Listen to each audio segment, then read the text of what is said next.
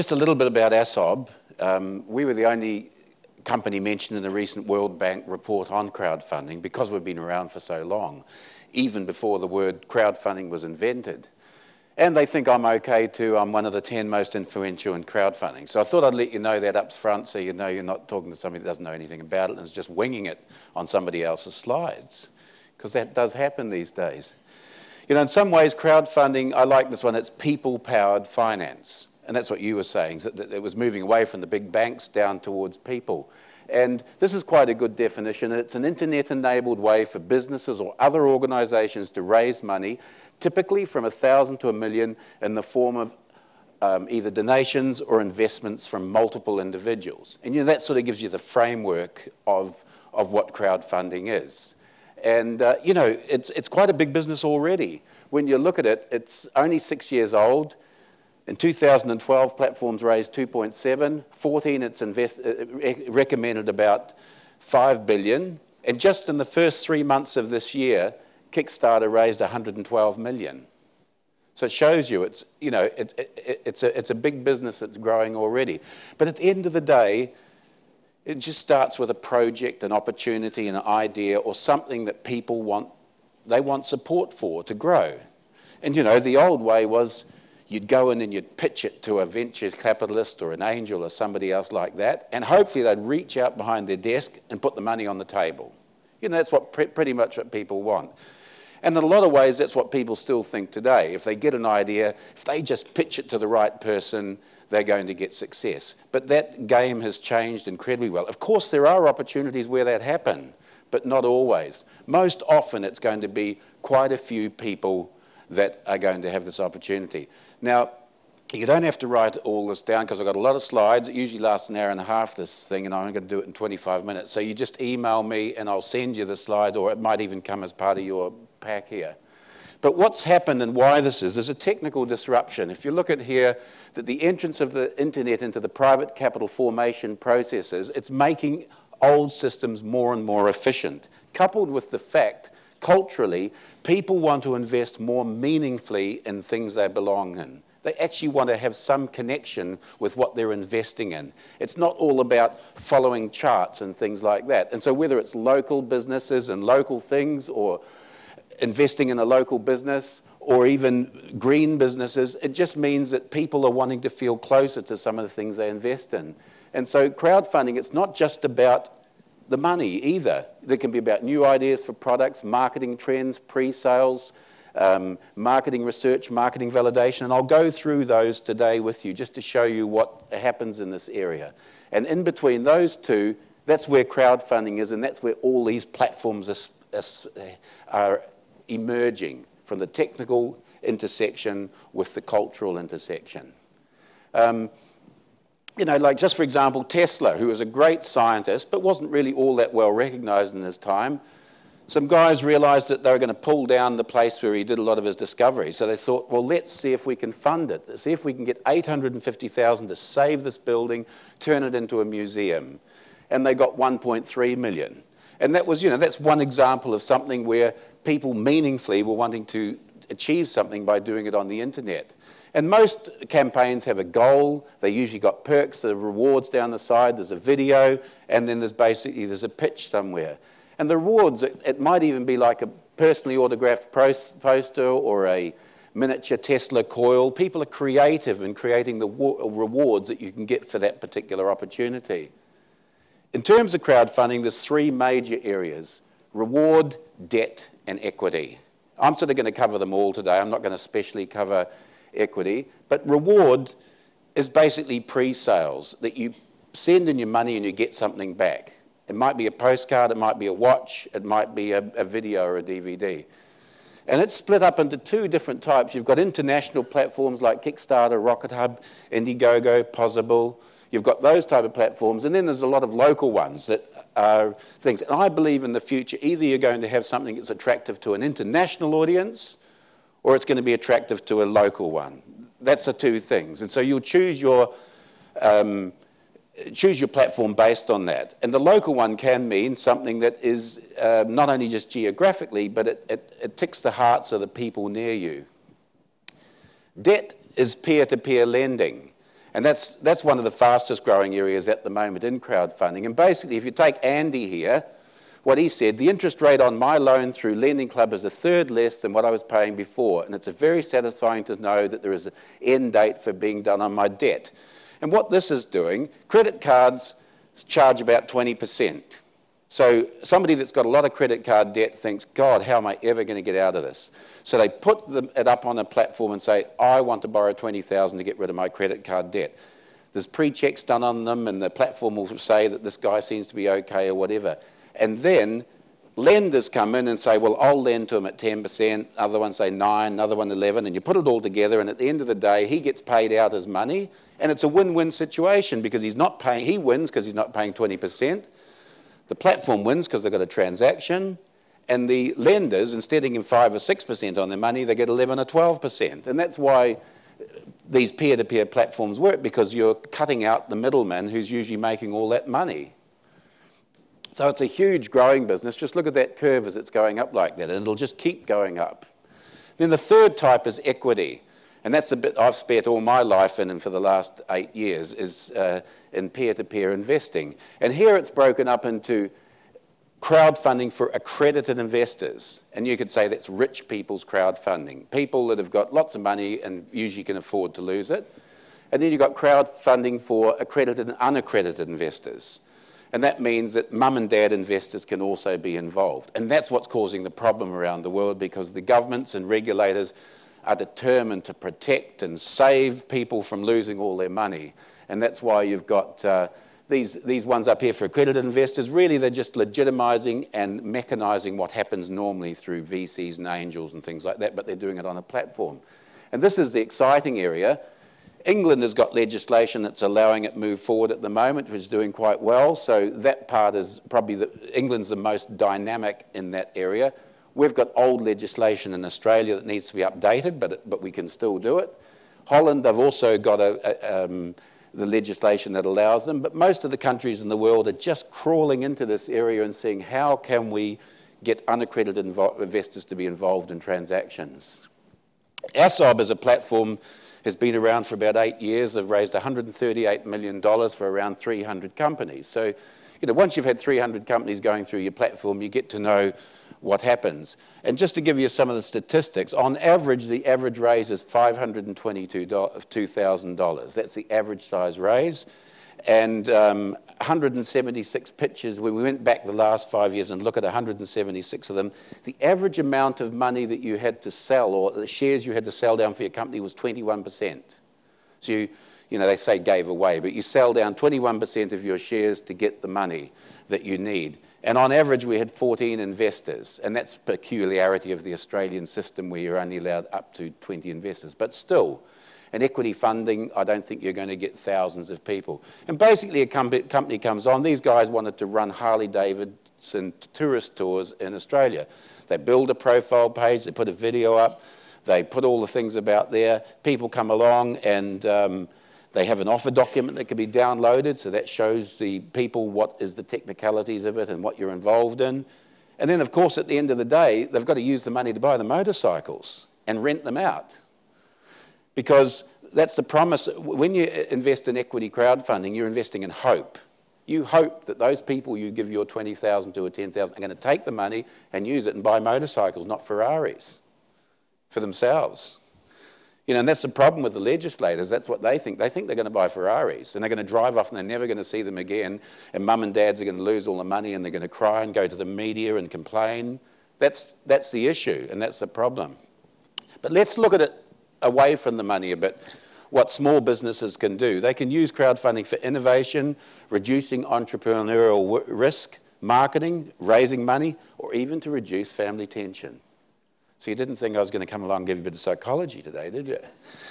So let's look at innovation, new ideas for products, marketing trends, innovation development, and internal platforms. So let's look at new ideas for products. Philips, for example, they trawl crowdfunding sites to see new ideas for products. So that's one thing that that company is using it for. And not only that, that supports the image of being an innovative company because they're actually involved in that particular area. Another way is marketing trends. If you think back to a few years, you started hearing about these watches. In fact, one of the first largest raises on Kickstarter was for a watch. And now you're starting to hear that Apple's bringing out the iWatch. And you know, this is like 2 or 3 years ago that in crowdfunding, some of these things started emerging as being new products and new things. So it can be used in terms of just assessing marketing trends, what's going on in different areas. And then in terms of innovation development, some companies use it, like in this case, Microsoft, for student laptops. If you want your family or people to pay for your laptop, they've got a platform that you're able to do it. So that was a way in which they could, you know, it was an innovative development for that particular company. Or internal. There's many companies now have got internal crowdfunding platforms where staff can put up projects that they're passionate about, and provided enough people come in and say, I agree with you, I think we should do this, then the company says, right, we'll fund it 50-50 or 100%, and we'll go ahead and do that project. So that's another way. In terms of reducing entrepreneurial risk, and you know, we've got lean startup methods, and you've got all sorts of things that can reduce entrepreneurial risk. But if we go through this, in terms of market research, like this was a nice little security device that hooked to your iPhone. But they didn't know whether people wanted it in white or black. They didn't know whether the size was too small or too big or whatever. And the people that subscribed, they only wanted 100,000. They got 1.9 million towards that particular, the little canary security system. But at the end of the day, they got the statistics to tell them most people wanted it white. Some wanted it black, some wanted it other colours. So it was a good way to look at market research. In terms of market validation, how do you think a cat cafe would go in Singapore? You think it'd go very well? It's working already. So in this particular case, this was London. She wanted £108,000 to start her own cat cafe. And I understand it's open, and there's even one opening in Melbourne in Australia.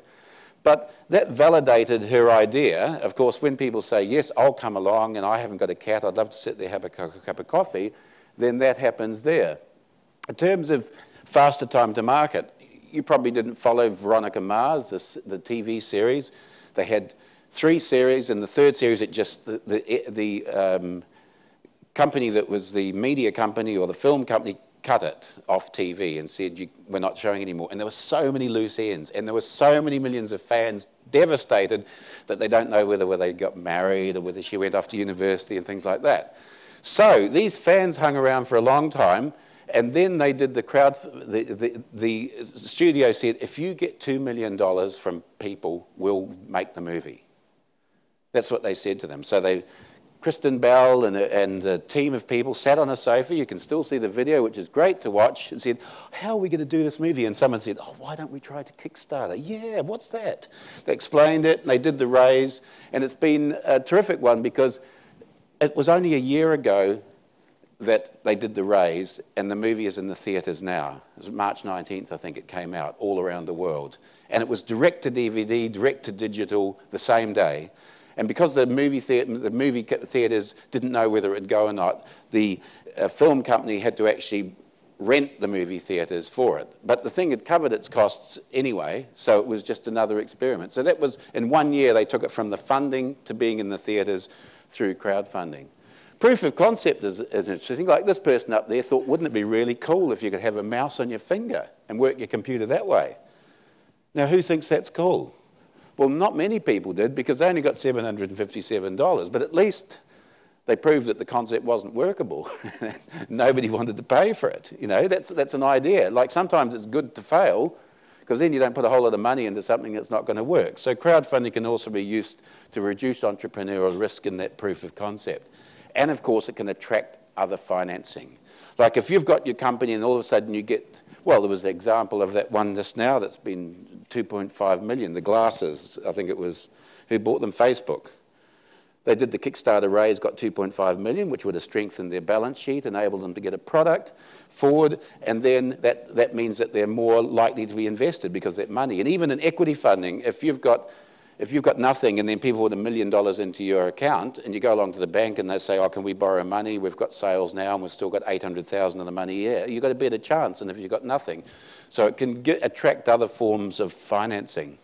And even capturing data. Sometimes you just want a lot of customers quickly to get your product out there without much market fuss and putting it through distributors and things like that. And this company needed lots of statistics for its medical device that would send back from individuals so they could tailor it and that before they got onto market. So that was another way in terms of that.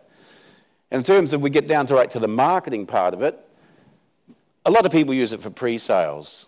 They pre-sale something so they get the money and then you can produce the product. And that happens a lot. And it happened in Singapore with the 3D printer that was there, or there's different ones that have happened around the world. So that's mostly people use it for that pre-sale. But it might be just extra promotion. We take this Dragonfly here. They wanted 110,000, they raised 1.1 million, but basically what they wanted to do, they had a fairly narrow market of people interested in it. By putting it out on the internet, a lot more people got involved in it, and they got a lot of extra sales. So they already had the product, they weren't selling enough of it. And then in terms of social proof, providing the world with the clues that your game or your film or your watch or whatever is great. So a lot of people know about it, which then you can use that to market and move on. And another sort of underlooked part is attracting influencers and ambassadors. You'll know in social media, if you've got somebody up there who's tweeting out about what you're doing and how you're doing it and everything like that, then it's a lot more powerful than it coming from you. So you can attract influencers and ambassadors for your product, for your service, through people that are passionate in the crowdfunding campaign, because you've got them all there. You can communicate and saying, is there anybody here that would like to lead a marketing drive or whatever? And sometimes people have used it to dominate niches. There's a marvelous company, the Circle Up. And you think it's really narrow. They only deal with products that are going to end up on supermarket shelves. You know, what a narrow niche. But they've done very well at it, and I think they just got $7 million funding or something like that. But they only deal with companies that have got a product, and they've been to see the companies, and the company said, oh, I don't know, but you need funding to get it onto the supermarket shelf, and that's it. So that's to dominate a particular niche. But, you know, it's often about the money. With the Tesla Museum, they needed the $850,000, and a lot of it is about the money. And a lot of times when people talk about it, it is. But, you know, often there's a lot more heart, and it's more, they can get marketing statistics and things, as I've said. Family tension. You wonder about that, don't you? But look, so many cases when we've had people from ASOB come along and say they want to raise money, do you know what they say?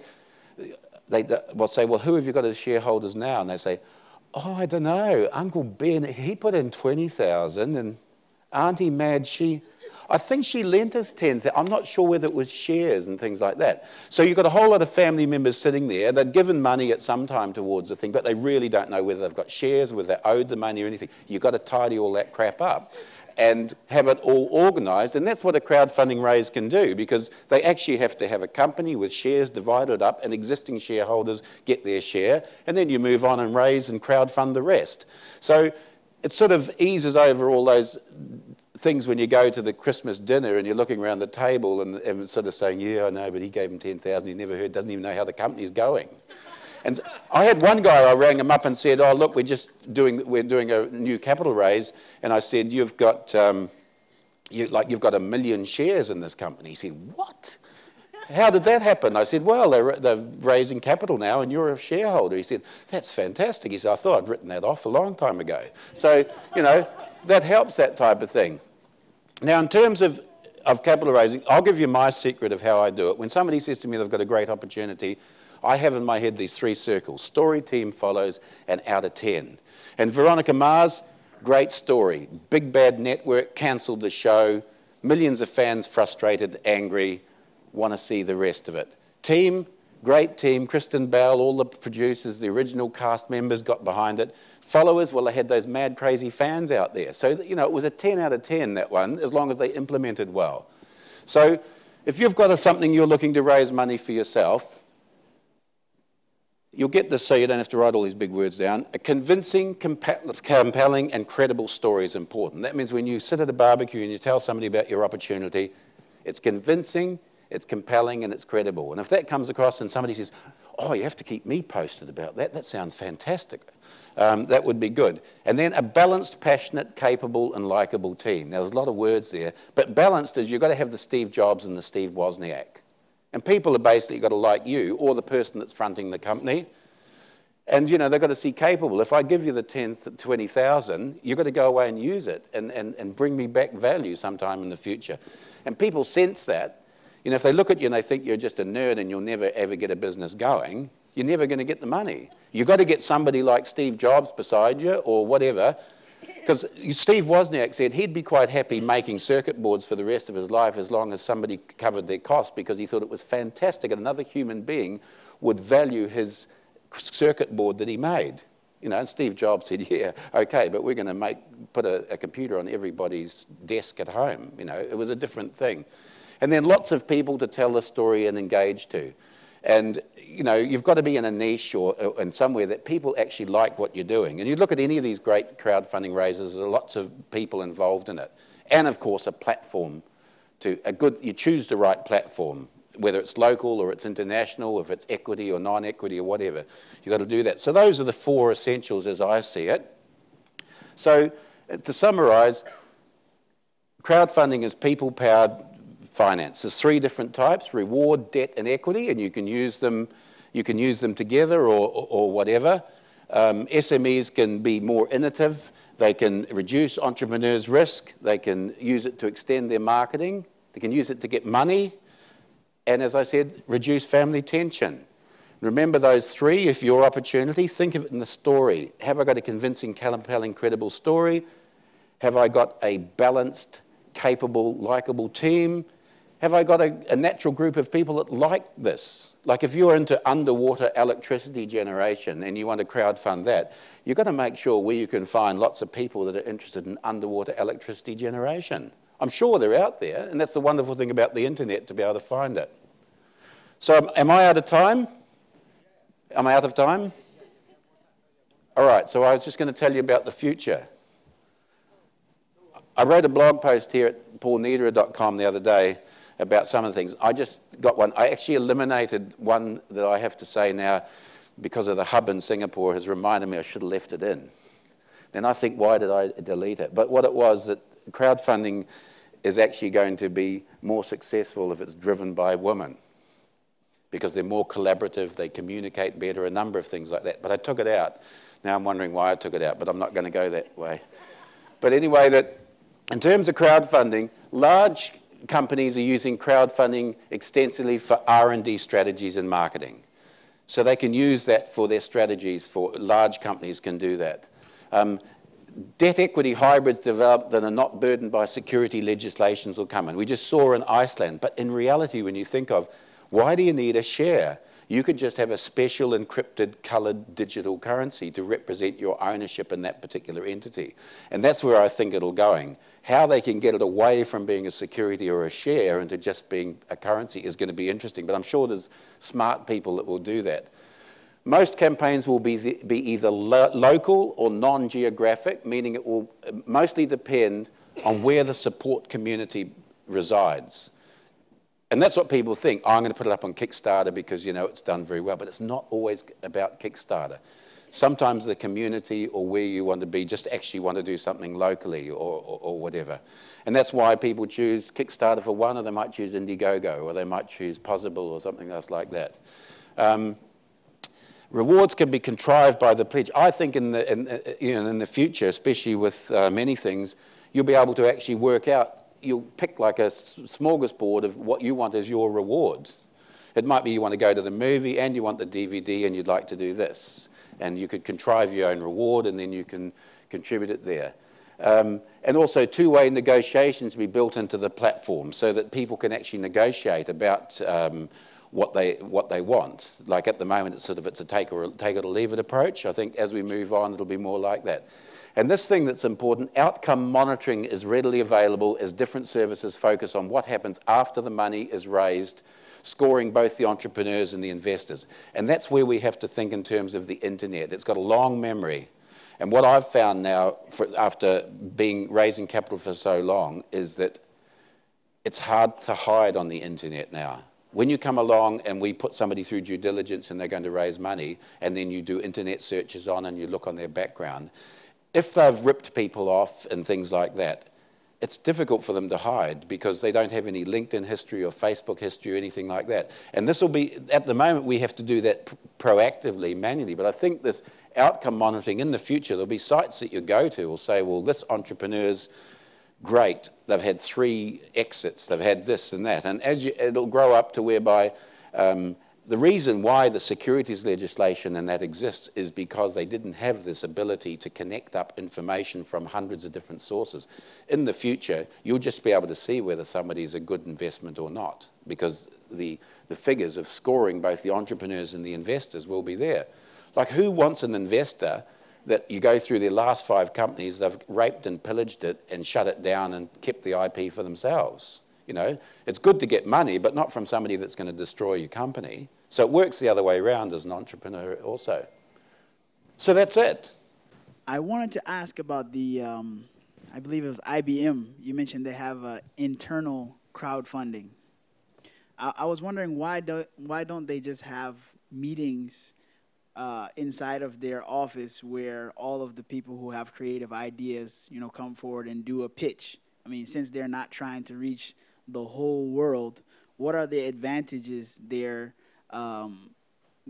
attracted to, or that encourage them to do something online versus doing something in person? Yeah, well, my brother works for IBM, and he lives in England. And so if you imagine he had a project he was passionate about, IBM in itself is like a country or an ecosystem, and he's over here. He's got a great idea, so he thinks, oh, I'll put it up on the platform. My idea is that school kids in England can have a refurbished laptop for £20 or something like that. That's his idea. So therefore, he then has to attract lots of other people and from all around the world to love that idea and think it's fantastic. I think IBM should do that. Then they vote with their votes. I think they're given digital dollars and things like that. And then it comes up that this is a really popular idea. So you can get people in the same room, but with a company like IBM, it's not really possible.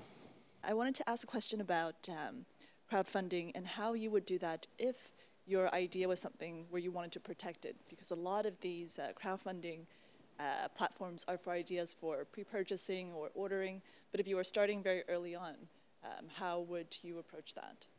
So you're scared somebody will rip off your idea because it's up in the... It's a difficult one, that.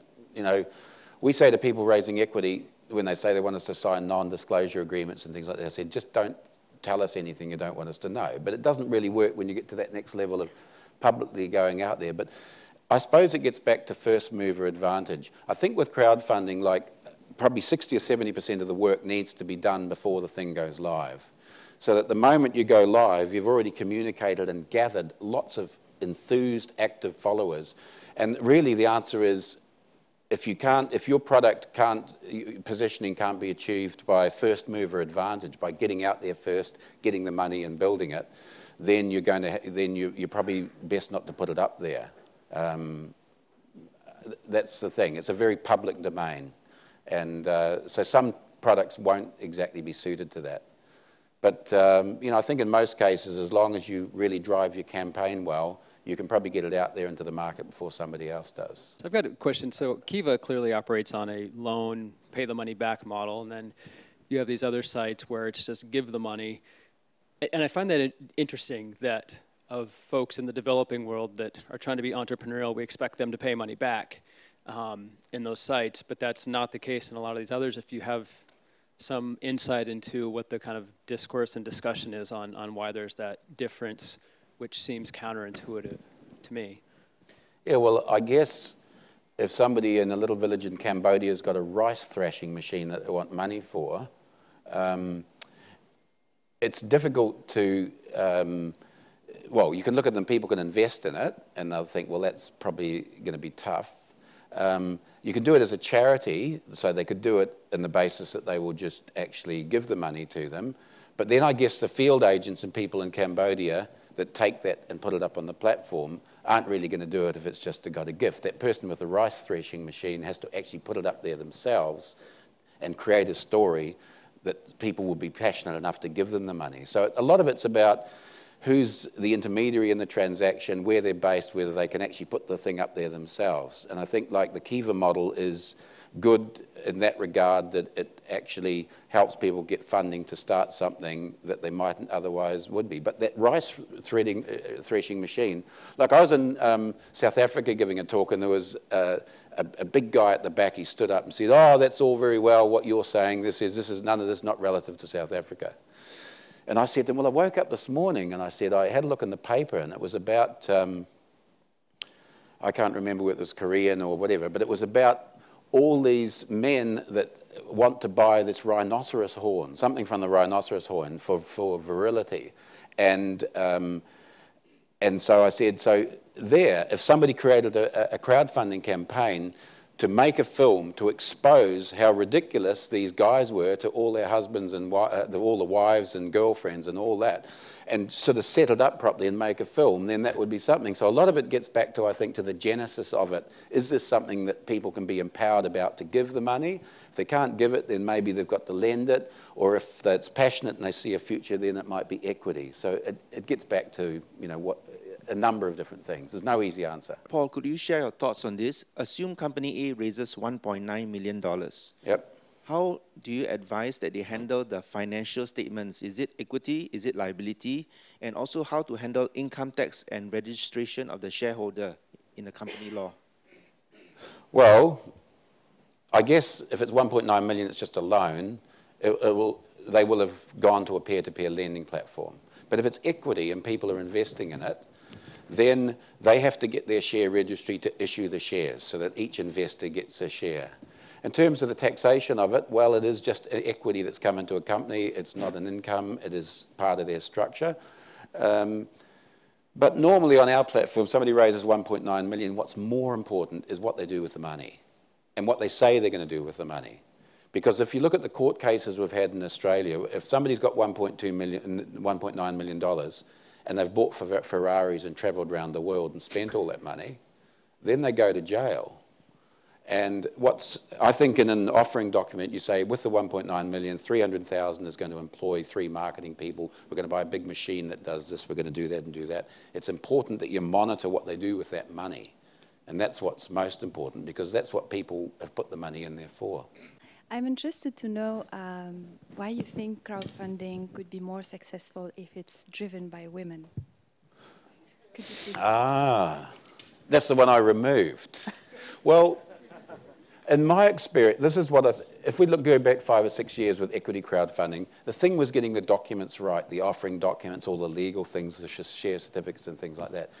But computers have advanced to such an extent, a lot of that compliance stuff is handled. So the real way that you raise money now is the marketing of your offering. And you'll see that in Kickstarter raises. Some of the ones that they've engaged an audience long before anybody ever finds out about it.